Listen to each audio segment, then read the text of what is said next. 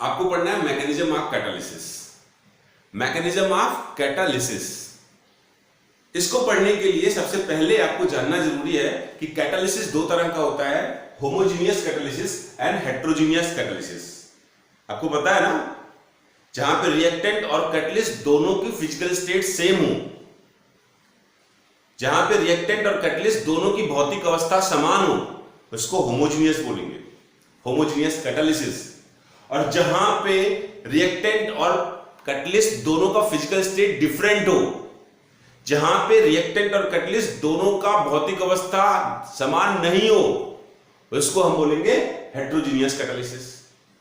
अगर आपको समझ में आ गया कि कैटालिसिस दो तरह का होता है, homogeneous catalysis and heterogeneous catalysis, तो मुझे आपको बताना चाहिए और आपको यह बात समझनी चाहिए कि होमोजीनियस कैटालिसिस के बारे में जो मैकेनिज्म की थ्योरी आती है, that is called as transition state theory. और हेट्रोजीनियस कैटालिसिस की जो मैकेनिज्म होती है, that is described under the adsorption theory of catalysis. और आपके एनसीईआरटी में लिखा हुआ है adsorption theory of heterogeneous catalysis, because this theory is going to cover the whole mechanism of heterogeneous catalysis. Understand? तो homogeneous catalysis की mechanism जो होती है, that is explained by transition state theory. heterogeneous catalysis की जो mechanism है, that is explained by adsorption theory of catalysis. And this is the question which has been asked in the AIMS. लेकिन NCERT में इस theory के बारे में कोई भी बात मेंशन नहीं है, जबकि एम्स का ही क्वेश्चन है कि होमोजीनियस कैटालिसिस को हम किस मैकेनिज्म से एक्सप्लेन करते हैं। Then homogeneous catalysis is only explained by the transition state theory, transition formation theory भी कहते हैं। हेट्रोजीनियस कैटालिसिस का mechanism is explained by adsorption theory of catalysis. लेकिन एनसीईआरटी में ये टॉपिक खत्म कर दिया गया है ही नहीं। क्यों? बिकॉज इसी थ्योरी में ही, एडजॉर्प्शन थ्योरी ऑफ कैटालिसिस में ही इसके सारे कंटेंट को इंक्लूड कर दिया गया है। सिर्फ जहां पे वर्ड एडजॉर्प्शन आया यहां पे, उसको आप एक्सक्लूड कर दीजिएगा, that will be known as transition state theory. फिर से बोलिए, समझ में आ गया? तो we were on the way to understand mechanism of catalysis. Catalysis दो तरह का होता है, homogeneous catalysis and heterogeneous catalysis. Homogeneous catalysis की मैकेनिज्म को हम एक्सप्लेन करते हैं with the help of transition state theory. Heterogeneous catalysis की मैकेनिज्म को हम एक्सप्लेन करते हैं with the help of adsorption theory of catalysis. This mechanism is not in our NCERT book, ना मेरे ना आपके। this theory, this mechanism we have to study। और ध्यान से सुनिएगा, इस मैकेनिज्म के अंदर ये थ्योरी भी इंक्लूड है।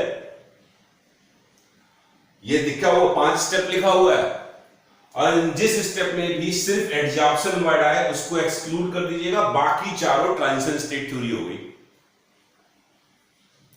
एडजॉर्प्शन को अगर आप इंक्लूड कर देंगे तो वो एडजॉर्प्शन थ्योरी ऑफ कैटालिसिस हो गया। सो we will completely understand adsorption theory of catalysis, which will include this theory also. If we have to learn this, then we have to understand these 5 steps, और 5 step को आपको बस learn करना है।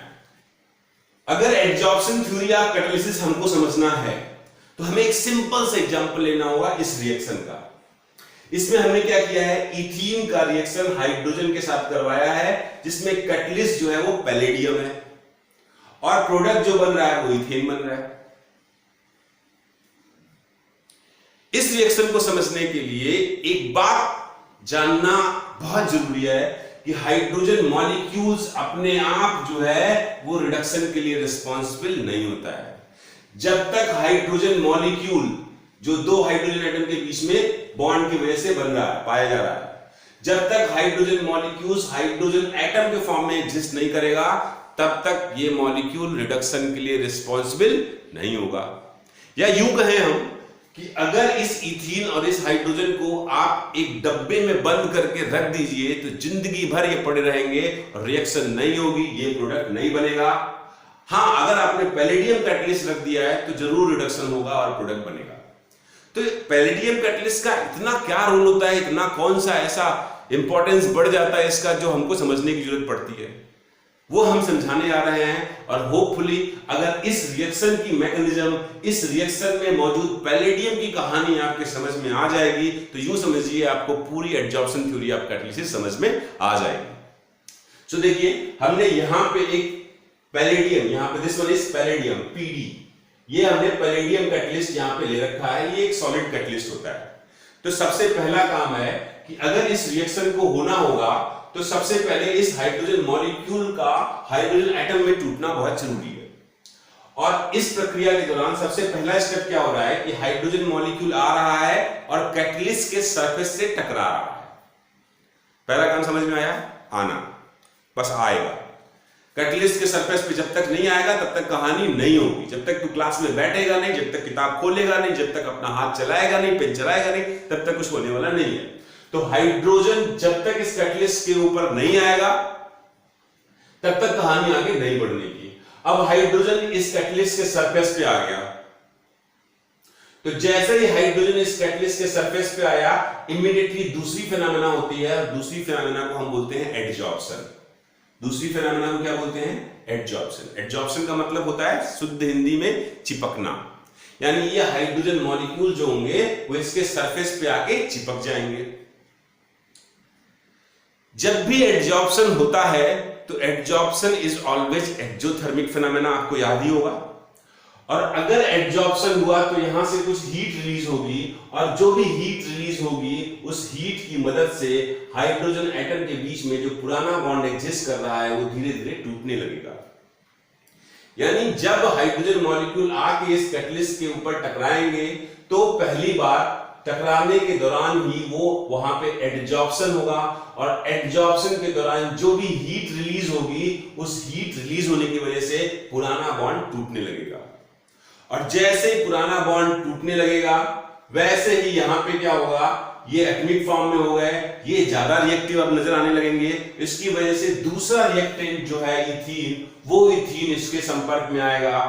अब इसके संपर्क में आने की वजह से धीरे धीरे धीरे ये इससे इंटरेक्ट करने लगेंगे, और उस इंटरेक्शन की वजह से जैसे जैसे ये बॉन्ड स्ट्रांग होता जाएगा वैसे वैसे इसके बीच का ये डबल बॉन्ड जो कि वीकर होता है वो वीक होता जाएगा, टूटता जाएगा, कमजोर होता जाएगा। और तीसरा आप देख रहे हैं कि यहाँ पे एक ट्रांजिशन स्टेट बन गया है, एक इंटरमीडिएट स्टेट बन गया है, जहां पे पुराना बॉन्ड के टूटना और नए बॉन्ड के बनने की प्रक्रिया शुरू हो चुकी है।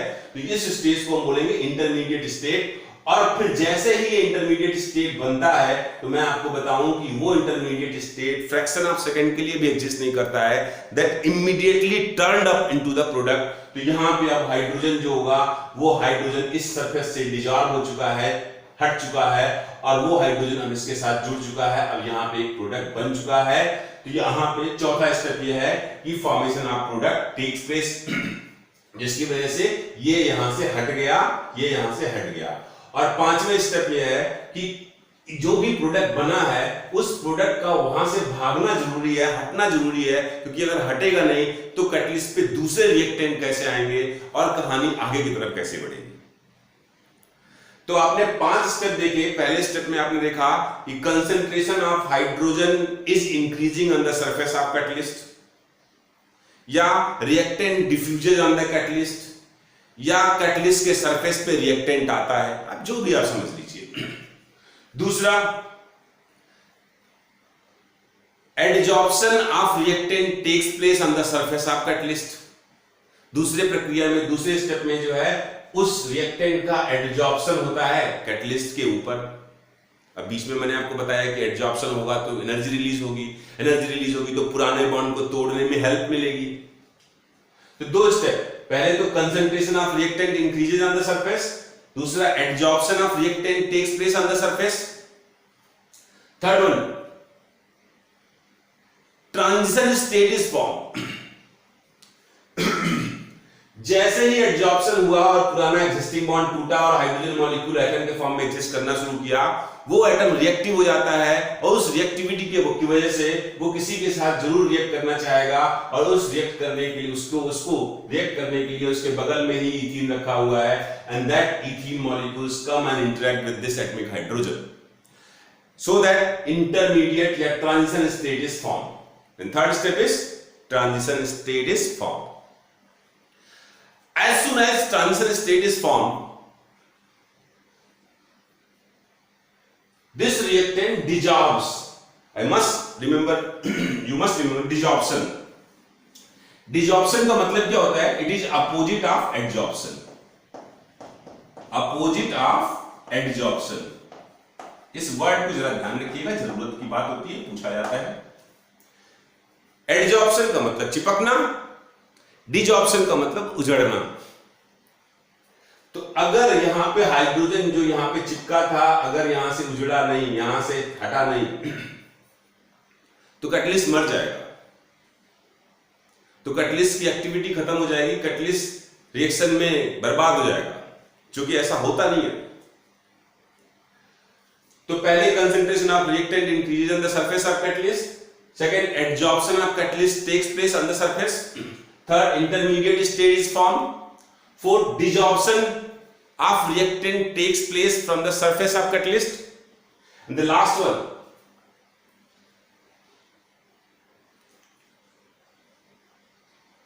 डिफ्यूजन या फिर हम कहें removal of product happens, removal of product occurs from the surface of catalyst. मतलब ये डिजॉल्व हो गया, ठीक है, ये पूरा प्रोडक्ट भी अब इसके आसपास नहीं फड़कना चाहिए, क्योंकि अगर ये यहीं पे रह गया तो जाहिर सी बात है दूसरे रिएक्टेंट कैसे आ पाएंगे। तो it was so simple, let me remind you again, there are 5 steps involved in adsorption theory of catalysis. पहला, concentration of reactant increases on the surface, adsorption takes place, adsorption takes place. Third one, intermediate or transition state is formed. Fourth one, desorption takes place, and fifth one, removal of whatever product is formed takes place, so that surface of catalyst are empty and new reactant come over there. ये पांचों step आपको समझ में आ गया? जैसे चाहिए इसको वैसे ही लर्न करिए, समझिए, it will be beneficial for you. इसी एडजॉर्प्शन को, तो यहां पे 5 स्टेप हमने लिखे हुए हैं, एक बार फिर से मैं बोल देता हूं। Under the adsorption theory of catalysis 5 steps are found. 5 steps: concentration of reactant increases on the surface of catalyst, adsorption of reactant on the surface of catalyst, transition state formation takes place on the surface of catalyst, desorption takes place, and then last removal और diffusion of product away from the catalyst takes place. And this 5 steps under this mechanism simply explain 2 things. ये आपको important है, ध्यान रखना। ये जो adsorption theory of catalysis है, जिसमें ये 5 स्टेप्स आ रहे हैं, ये 2 प्रॉब्लम्स को बहुत अच्छी तरह से एक्सप्लेन करता है। पहली प्रॉब्लम क्या है कि catalyst remain unchanged in mass and chemical composition. किसी भी केमिकल रिएक्शन में कैटलिस्ट का मास और उसका केमिकल कंपोजिशन कभी चेंज नहीं होता है। अगर इस बात को आपको समझते होंगे, आप पहले से इस बात को जानते हैं कि हां भाई, किसी भी रिएक्शन में catalyst always remain unchanged at the end of reaction. न तो कैटलिस्ट के मास में कोई चेंज होता है और न ही कैटलिस्ट के केमिकल कंपोजिशन में कोई चेंज होता है eight the end of reaction. And this statement can be simply explain with the help of this theory, है ना।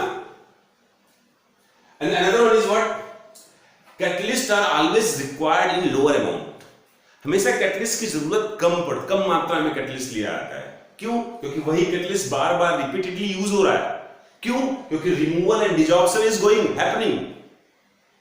So these 2 facts can be easily explained on behalf of adsorption theory of catalysis. Hope you understood it completely. तो अब हम बात कर रहे थे फिर से मैकेनिज्म ऑफ कैटालिसिस की। मैंने बताया था कि कैटालिसिस 2 तरह का होता है, homogeneous and heterogeneous. Homogeneous catalysis is explain with the help of transition state theory. Transition state theory आपके एनसीईआरटी में नहीं है, और हमने कहा था कि हम ट्रांजिशन स्टेट थ्योरी बातों में ही बता जाएंगे। तो यहां पे इन 5 स्टेप में अगर आप इस दूसरे स्टेप को आप हटा दीजिए तो बाकी step will simply explain the transition state theory. So homogeneous catalysis is explained by the transition state theory, and these are the 4 steps involved in the transition state theory. And this heterogeneous catalysis is explained by the adsorption theory of catalysis. Adsorption of theory of catalysis consists of 5 steps. These 5 steps can be simply understood with the help of this simple example of reaction. This theory, having consisting of these 5 steps, simply explain 2 phenomena about the catalyst. That catalyst remain unchanged at the end of reaction. कोई मास में change नहीं होता है, कोई chemical composition में change नहीं होता है, और कैटलिस्ट की बहुत कम मात्रा में जरूरत पड़ती है। ये दोनों बात एक बहुत इंपॉर्टेंट पार्ट है, आपको सीखना हो तो सीख लो, जानना हो तो जान लो। मैंने केवल यहाँ पे मास और केमिकल कंपोजिशन की बात की है, मैंने फिजिकल प्रॉपर्टीज की बात नहीं की है। तो सर फिजिकल प्रॉपर्टीज के बारे में भी एक्सप्लेन कर दो ना। हाँ, सम टाइम फिजिकल प्रॉपर्टीज में changes, there are lot of reactions जिसमें अगर आप कोई भी कैटलिस्ट है उसको सॉलिड फॉर्म में लोगे तो एट द एंड वो बारीक पाउडर के फॉर्म में मिलेगा। अगर आप उसको लिक्विड के फॉर्म में लोगे तो हो सकता है एट द एंड वो सॉलिडिफाई कर जाए। तो फिजिकल स्टेट में change and that happen even rarely, लेकिन मास और केमिकल कंपोजिशन में कोई चेंज नहीं होता है।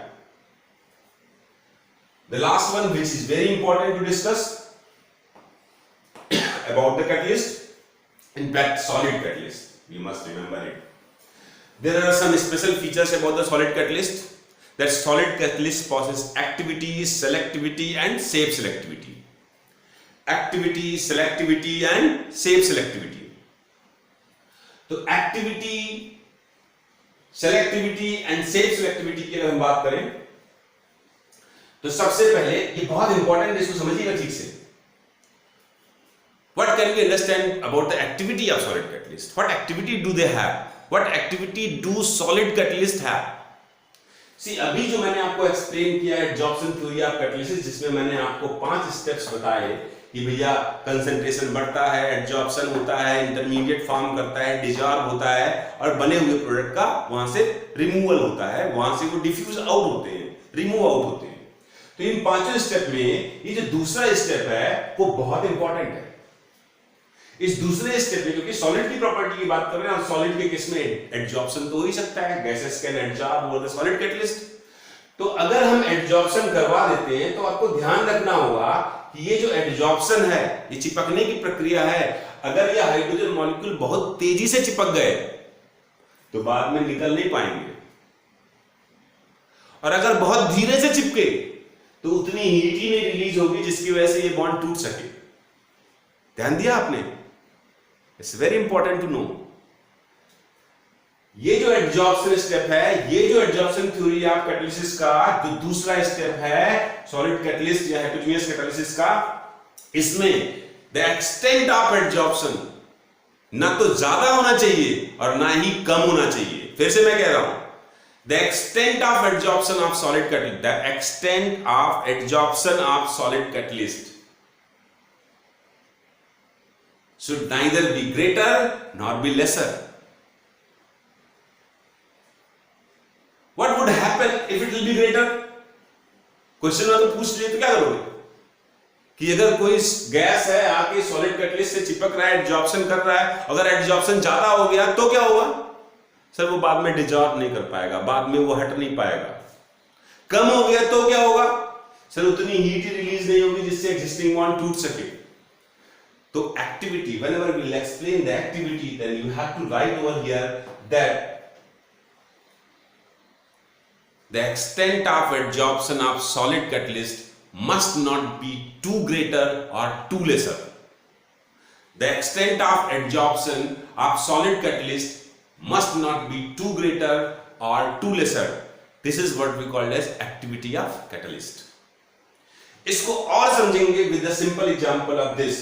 एक बार फिर से हमने यहाँ पे लिया है ethene CH2 double bond CH2, उसका रिएक्शन करवाया हाइड्रोजन से, और यहाँ पे आपने देखा कि अगर हम इसका रिडक्शन करवाएंगे तो कैटलिस्ट में हम निकल भी ले सकते हैं, प्लेटिनम भी ले सकते हैं और पैलेडियम भी ले सकते हैं। आपने देखा भी होगा, हम कुछ भी ले सकते हैं। सर अगर निकल लेंगे तो यहां पे आपको 200 डिग्री सेल्सियस टेम्परेचर की जरूरत पड़ेगी। मतलब अगर यहां पे पैलेडियम के बजाय आपने यहां पे निकिल लिया होता, it would have been nickel, तो आपको 200 डिग्री सेल्सियस टेम्परेचर की जरूरत भी पड़ती एक्स्ट्रा। क्यों, समझ में आ रहा होगा? क्योंकि एक्सटेंट ऑफ एडजॉर्प्शन अगर बहुत अच्छा हो जाता तो डिजॉल्व करने के लिए हमको ज्यादा टेम्परेचर की जरूरत पड़ेगी, निकालने के लिए हाइड्रोजन को ज्यादा टेम्परेचर की जरूरत पड़ेगी, या व्हाटएवर। तो मैं आपको बताऊं कि निकिल, प्लेटिनम और पैलेडियम हर एक कैटलिस्ट की अपनी अपनी एक्टिविटी होगी। इनका अपना अपना एक्सटेंट ऑफ एडजॉर्प्शन होगा और एक्सटेंट ऑफ डिजॉर्प्शन होगा, किसी का ज्यादा किसी का कम। निकिल का कम माना गया है, इसीलिए यहां पे टेम्परेचर की भी आवश्यकता पड़ी है। अगर आप प्लेटिनम या पैलेडियम लेंगे तो प्लेटिनम या palladium can act as a catalyst at room temperature. ये रूम टेम्परेचर पे भी अपना काम कर जाएंगे, कोई दिक्कत की बात नहीं है। तो यहां पे रूम टेम्परेचर और यहां पे 200 डिग्री सेल्सियस। डी ब्लॉक के एलिमेंट हैं, catalyst are almost in the same family, but still different thing is happening, and that is simply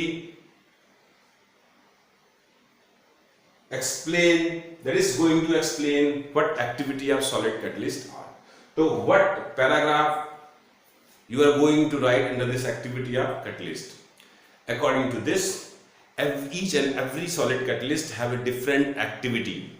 They have different extent of adsorption and desorption, and accordingly they act as a catalyst. और ये बात आपको ध्यान रखना जरूरी है, रखना जरूरी है कि जो हमारे पीरियोडिक टेबल में 5th ग्रुप एलिमेंट होते हैं और 11th ग्रुप एलिमेंट होते हैं, then the activity of catalyst increases from group number 15 to group number 11. Group number 5 to group number 11. The activity of catalyst increases from group number 5 to group number 11. Now we will come to this selectivity. As far as this selectivity is concerned, तो हर एक reaction का, हर एक catalyst का अपना selective path होता है। हर एक catalyst का अपना एक सेलेक्टिव पाथ होता है। फॉर एग्जांपल, हमने कार्बन मोनोऑक्साइड ले लिया और हाइड्रोजन ले लिया, हमने कार्बन मोनोऑक्साइड ले लिया और हाइड्रोजन ले लिया, तो यहां पे कार्बन है, ऑक्सीजन है और हाइड्रोजन है। अगर ये आपस में कंबाइन करेगा तो भाई हम यहां पे कुछ भी बना सकते हैं। हम यहां पे एल्कोहल बना दिए, मेथनॉल, हम यहां पे एल्डिहाइड बना दिए, HCHO, यहां पे हमने एसिड बना दिया, CH3COOH। अगर आप ध्यान से देखेंगे, carbon hydrogen oxygen, carbon hydrogen oxygen, carbon hydrogen oxygen. तो if the reactant are same, उसके बावजूद भी क्या प्रोडक्ट अलग अलग हो सकते हैं? Yes sir, it may be different depending on the catalyst. तो अगर कॉपर है और कॉपर के साथ अगर जिंक ऑक्साइड है तो ये प्रोडक्ट बनेगा। अगर केवल कॉपर है तो ये प्रोडक्ट बनेगा। और अगर मॉलिब्डेनम ऑक्साइड है या MOO3 तो एसिटिक एसिड बनेगा। तो एसिटिक एसिड बनेगा। तो हर एक कैटलिस्ट का अपना एक सेलेक्टिव पाथ है, and that is simply what we call as selectivity. Each and every catalyst have a selective path, although it have same reactant. Now the third important thing is safe selectivity. See, these three, ये तीनों के तीनों जो हैं वो solid catalyst की characteristics हैं। ये तीनों के तीनों जो हैं वो सॉलिड की कैरेक्टरिस्टिक्स हैं। ये तीनों के तीनों जो हैं वो सॉलिड की कैरेक्टरिस्टिक्स हैं, ध्यान रखना होगा आपको। और सॉलिड जो होता है, सॉलिड की बात करें तो सॉलिड्स आर 3 डायमेंशनल। अगर 3 डायमेंशनल होंगे, 3 डायमेंशनल यार, solids are always having 3 dimensional structure. और अगर वो 3 डायमेंशनल स्ट्रक्चर होंगे तो 3 डायमेंशनल स्ट्रक्चर की वजह से इसके अंदर कुछ पोर होगा, कुछ छेद होगा, कुछ होल होगा। और अगर ये किसी रिएक्टेंट को कैटलाइज करता है तो केवल उन्हीं रिएक्टेंट को कैटलाइज कर सकता है, केवल उन्हीं रिएक्टेंट को कैटलाइज कर सकता है जिनकी साइज इन पोर साइज से छोटी हो। ठीक है, size must be lesser than the pore size of this. मैं फिर से बोलता हूं, ठीक से सुनिएगा। सॉलिड कैटलिस्ट के पास 3 डायमेंशनल स्ट्रक्चर होता है। 3 डायमेंशनल स्ट्रक्चर होने की वजह से उनके पास छेद या पोर होते हैं, होते हैं ना। और उस पोर में जब तक कोई रिएक्टेंट अंदर जाएगा नहीं तब तक क्या रिएक्शन होगा? होगा होगा। तो कोई भी रिएक्टेंट जिसकी खुद की डायमीटर साइज उस पोर से छोटी होती है, केवल इसी रिएक्टेंट को ये कैटलिस्ट जो है वो कैटलाइज कर सकता है। तो every solid catalyst are also shape selective. इसका मतलब यह है कि it can catalyze only those reactant जिसका साइज कैटलिस्ट के पोर साइज से छोटा हो। And the best example of this is zeolite. Zeolite, sodium aluminium silicate, sodium aluminium aluminium aluminium silicate. बहुत इंटरेस्टिंग टॉपिक है, we will learn somewhere else. यहां पे केवल आपको बस याद करना है कि जियोलाइट, जिसको हम सोडियम एल्यूमिनियम सिलिकेट बोलते हैं, और सिलिकेट के बारे में थोड़ा सा मैं बता दूं तो बालू पत्थर, बालू पत्थर दोनों का केमिकल कंपोजिशन एक ही होता है। छोटा रूप जैसे चीनी का बड़ा रूप मिश्री, वैसे बालू का बड़ा रूप पत्थर को जब क्या बारीक पीस दिया जाता है तो क्या होता है? वो बालू हो जाता है। तो दोनों का केमिकल कंपोजिशन सेम होता है। और बालू या पत्थर को हम बोलते हैं सिलिका, दैट इज SiO2। और इसी सिलिका में जब सोडियम और एल्यूमिनियम भी पाया जाए तो उसका स्ट्रक्चर किस तरह से होता है, वो सिलिकेट का एक अलग चैप्टर होता है, यू स्टडी ओवर देयर। तो सोडियम एल्यूमिनियम सिलिकेट का मतलब है पत्थर या बालू में सोडियम और एल्यूमिनियम जो है उसकी चेन पाई जाती है और something happens, there is separate point of view. तो these are the solid catalyst. एक चीज लास्ट में जाते जाते मैं नहीं बताऊंगा, you have to search it out and you have to remember it just because it is really very important. The one of the most important solid catalyst is ZSM5। ZSM5. Can you please tell me the importance of this catalyst nowadays? It is really important. So it's your homework.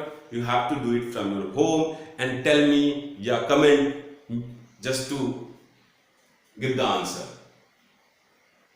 Hope you have understood all these things. So एक बार मैं फिर से recap कर देता हूँ। हम लोगों को पढ़ना था mechanism of catalysis. कैटालिसिस की मैकेनिज्म को सिर्फ हम एक्सप्लेन कर सकते हैं with the help of adsorption theory of catalysis. Adsorption theory of catalysis includes 5 steps.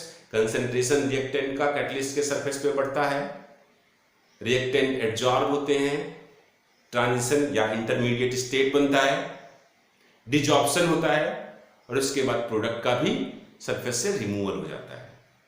और इन 5 स्टेप्स के द्वारा ही हम इस बात को एक्सप्लेन करते हैं कि catalyst always remain unchanged at the end of reaction. दूसरा, catalyst is always required in lesser amount. Next हमने बात करी कि सॉलिड कैटलिस्ट के पास 3 इंपॉर्टेंट फीचर्स होते हैं, activity, selectivity and shape selectivity. As far as activity of solid catalyst is concern, then we can say 2 things, that activity of solid catalyst increases from group number 5 to group number 11 in periodic table. Second, the extent of adsorption must not be too greater or too lesser. What about the next, selectivity? Each and every catalyst have a specific or selective path even if the reactant are similar. And the last one, solid catalysts are three-dimensional, so they have pore, and therefore they only act on those reactant, they only catalyze those reactant whose size is lesser than the pore of that. This is it. That's it. Thank you. Thank you very much. This is Praveen signing out until we meet again.